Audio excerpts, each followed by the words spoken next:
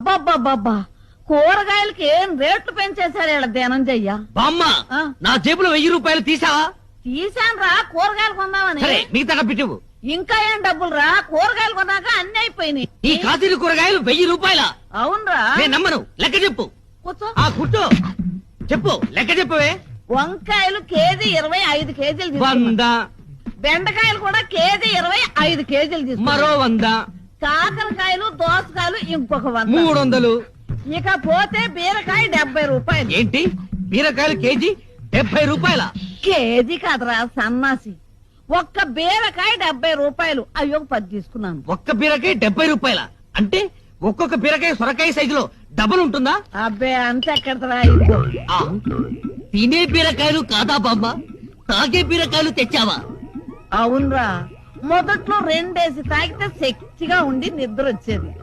ఇప్పుడు 5